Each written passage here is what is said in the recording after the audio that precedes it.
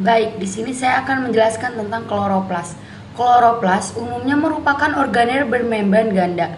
Organel ini dapat ditemukan pada sebagian besar tumbuhan. Meskipun bentuk kloroplas itu beda-beda, dia itu beda-beda tergantung dengan bentuk tumbuhannya itu tersendiri. Biasanya, kloroplas yang matang itu akan terdiri dari dua membran luar yang melingkupi buffer homogen.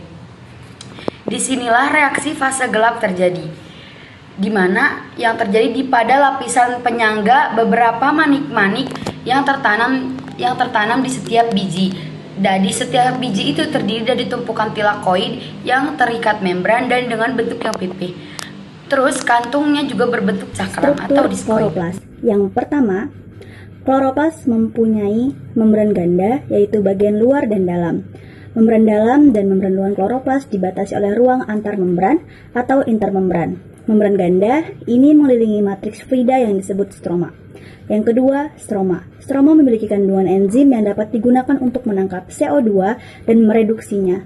Stroma ini berwarna lebih muda. Yang ketiga, tilakoid. Tilakoid adalah kantung-kantung datar yang terbentuk dari sistem membran di dalam stroma. Yang keempat, grana. Grana terbentuk pada beberapa tempat tilakoid yang bertumpuk. Pigmen fotosintetik tersusun pada grana. Grana memiliki warna agak tua. Yang kelima, pada membran tilakoid juga terdapat klorofil dan pigmen lainnya. Pigmen yang terdapat pada kloroplas yaitu klorofil A yang berwarna hijau, klorofil B yang berwarna hijau tua, dan karoten yang berwarna kuning hingga jingga. Oke, selanjutnya saya akan menjelaskan tentang bagian-bagian membran. Yang pertama itu ada inner membran, di mana inner membran adalah ruang antar membran yang berguna untuk memisahkan membran luar dan dalam. Ukuran membran ini kurang lebih dari 10 cm. Ruang antar membran terletak di antara membran luar dan dalam, di mana tempat ini adalah tempat reaksi seluler yang penting seperti siklus Krebs, oksidasi asam amino, oksidasi asam lemak yang terjadi di dalam matriks mitokondria. Matriks mitokondria juga terdapat materi genetik yang dikenal sebagai DNA mitokondria atau bisa disebut mtDNA, ribosom, ATP, ADP, fosfat anorganik, dan ion-ion seperti magnesium, kalsium, dan kalium.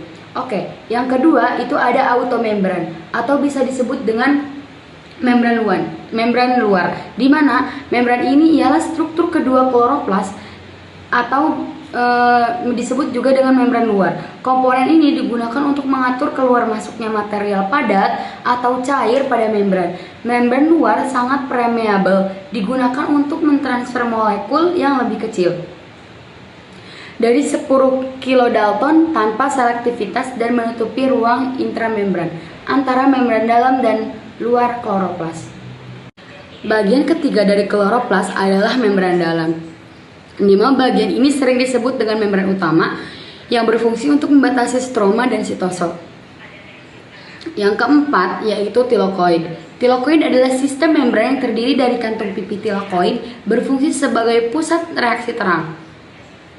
Struktur kloroplas ini juga bertanggung jawab untuk menangkap sinar matahari selama si kloroplas itu berfotosintesis. Tilakoid juga merupakan situs yang mengandung klorofil yang biasa digunakan untuk penyerapan cahaya dan juga untuk reaksi biokimia. Oke, selanjutnya itu pada bagian stroma. Stroma adalah cairan di luar tilakoid. Bagian ini berfungsi sebagai tempat berlangsungnya reaksi gelap dan menyimpan hasil fotosintesis berupa pati. Stroma adalah istilah yang digunakan untuk merujuk pada cairan pengisi ruang di kloroplas yang mengelilingi tilakoid dan grana. Awalnya dianggap hanya memberikan dukungan untuk tilakoid dalam penghasil pigmen. Oke, yang selanjutnya yaitu grana. Grana adalah tumpukan yang dibentuk dengan menggabungkan 2 hingga 100 tilakoid menjadi satu. Granas ini dihubungkan satu sama lain oleh stroma trombus. Dengan koneksi setiap butir ke stroma tilakoid memungkinkan semua grana berfungsi sebagai satu unit selama fotosintesis. Yang terakhir yaitu ribosom, di mana ribosom adalah tempat sel membran protein.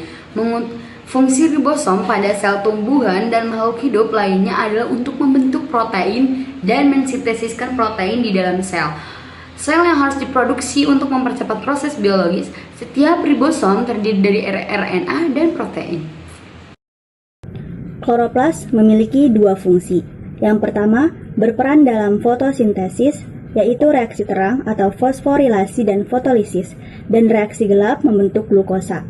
Yang kedua, berperan dalam sintesis protein atau sintesis kloroplas. Reaksi terang adalah proses fotosintesis yang membutuhkan cahaya. Reaksi ini berlangsung di gerhana. Dalam reaksi terang, energi cahaya diubah menjadi energi kimia dan menghasilkan zat oksidasi. Merupakan proses fotosintesis yang tidak memerlukan cahaya tetapi membutuhkan karbon dioksida.